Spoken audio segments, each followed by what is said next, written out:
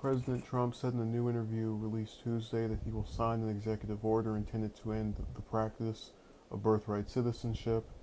It was always told to me that you needed a constitutional amendment. Guess what? You don't, Trump said during an interview with Axios.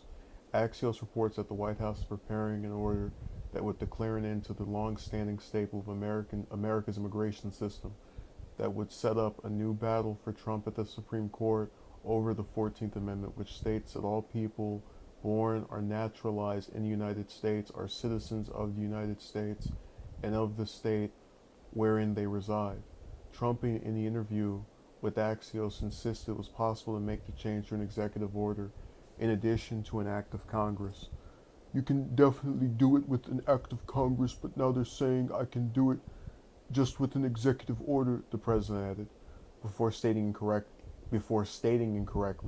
We're the only country in the world where a person comes in and has a baby, and the baby is essentially a citizen of the United States with all of those beliefs. Canada also has birthright citizenship, as do most of the nations in South and Central America. The United States and Canada are two of the only developed countries in the West to have birthright citizenship. However, the full Trump interview is set to air Sunday on Axios on HBO. So we now have the left-wing activism that people oftentimes attribute to Democrats being espoused by the president. I'll never forget, there was a woman I used to talk with 2 years ago, and she called herself being a Cruz supporter, and she said, "Oh, I like him because he's for the Constitution and he wants everything to stay as it was on the books and as the founding fathers kept it and blah blah blah blah blah." And I remember she didn't like Trump, so she was one of the non-hypocrites.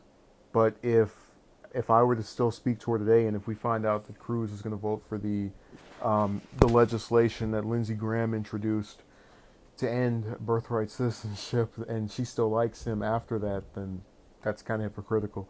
But anyway, what I think is so comedic is that you can, in this interview, he says we're the only country in the world that has this problem, and they in this Hill article point out that's not true, and I think it's really entertaining that we've gotten to a point where you can say something so glaringly wrong, um, and then the news just says, yeah, that's not true.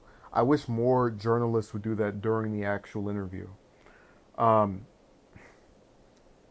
it's funny that he complains about the treatment he gets from the press and from Democrats. You've had some people say that he doesn't like immigrants, legal or illegal. Um, and when you do, and it's kind of like I'd compare it to how people are saying he's responsible for the recent acts of violence because of comments he made about going after protesters and I'll pay for your fees when you fight them and all this. Guys be carried out on a stretcher, whatever.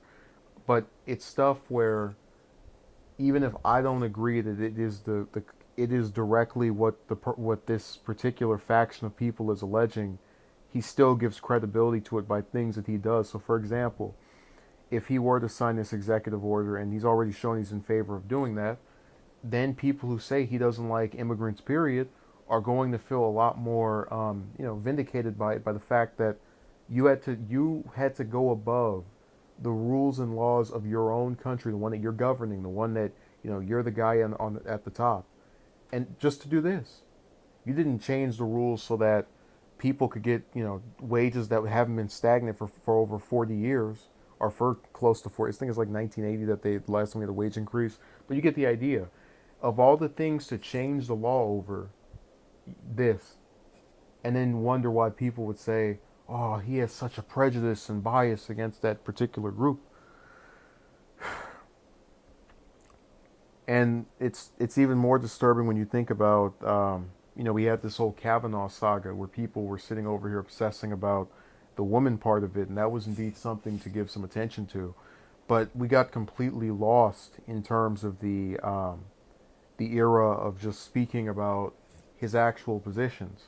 I have no doubt that Kavanaugh is going to rule in favor of this, and I have no doubt that this right wing court is going to either pass or uphold the executive order, or just barely not do it because one conservative says, "Yeah, this is stupid," and throws it away. But again, we keep seeing this over and over again, where every time we think, "Oh, it can't get any worse," here comes something else. Saying the anti-immigration stuff, it's kind of funny. I don't think I've mentioned this before, but it was the first thing that Trump said that made me know I was not going to vote for him. It was like November, October of the year before the election. He announced his proposal to ban Muslims from entering the U.S. And I remember I said that was crazy. You're going after immigrants any way you can, and people tried to defend it and say, "Oh, this group hates you. This group is doing that," and this is peddling that same narrative. As I've said before, illegal immigration would not even if I were to scale it on the top 10 issues of the United States, I wouldn't even put it in there. It would be maybe in the top 20, 30. I mean, we have a mass shooting every single day where you can logically deduce that most of the perpetrators are people who are born here.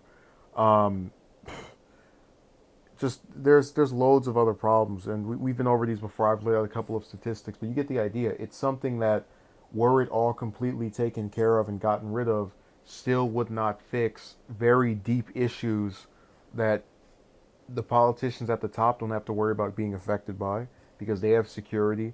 They have, both financially and actual bodyguards protecting them. The rest of us have to just sit here and get impacted by their refusal to do anything except stroke fear toward people we don't even know. So it's another sad chapter in American history.